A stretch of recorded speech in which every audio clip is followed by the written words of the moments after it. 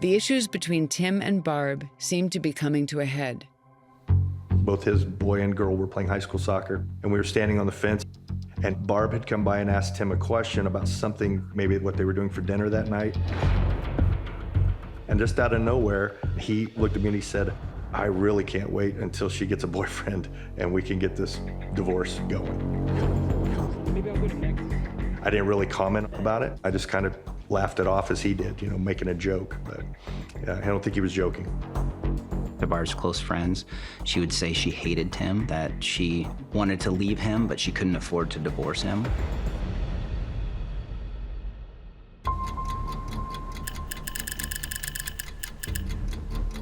Saturday, May 5th, 2018, starts like any other busy weekend at the Pasas household.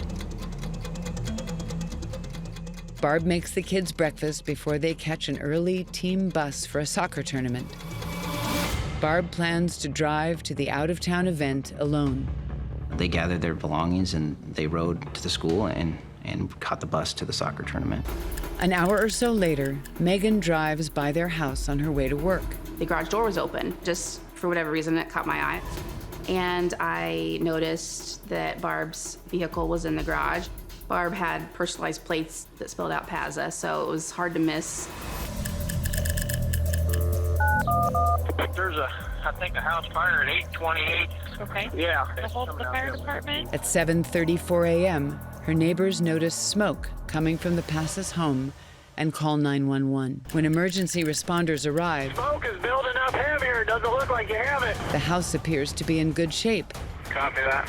From the perspective of looking at the house from the road, the house didn't look to have that much damage.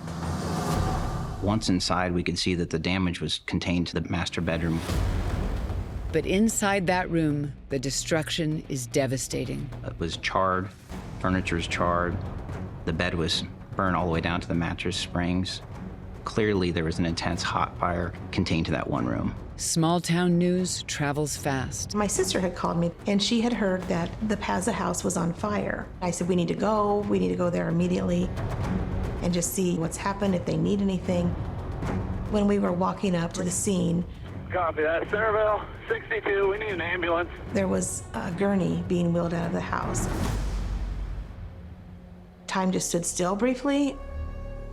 At that time, they had located one deceased individual in the residence,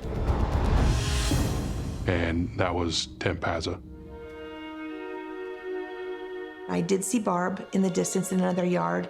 She was sitting down, and there were police officers with her, and just embraced and were so distraught. There were so many emotions. She had been crying and said she just really didn't have any tears left.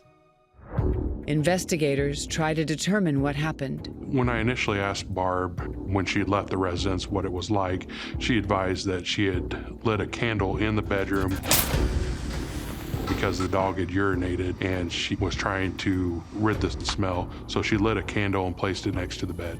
Barb also tells investigators that Tim was asleep when she'd left that morning before 7 a.m. There was no reason for an adult male not to be able to get up and get himself to safety if a fire started. He just had never moved from that bed, which was concerning.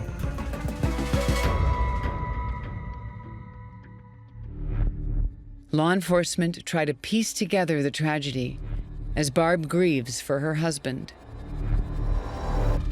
She suddenly got up and said, I'm going into the ambulance. I need to see Tim.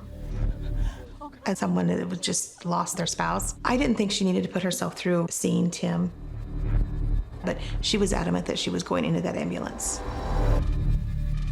Not having seen her in that setting before, I wasn't quite sure how she would react. I allowed Barb to spend a couple minutes with Tim in the ambulance. When I returned, she advised me that she did not want an autopsy completed on Tim. I've never in my career had a spouse advise they did not want an autopsy. No. I told her we'd have to do an autopsy to figure out why Tim was not able to escape the fire. She then exited the ambulance and went back towards family. There was no emotion, there was no crying, no hysteria. Just, it was real matter of fact.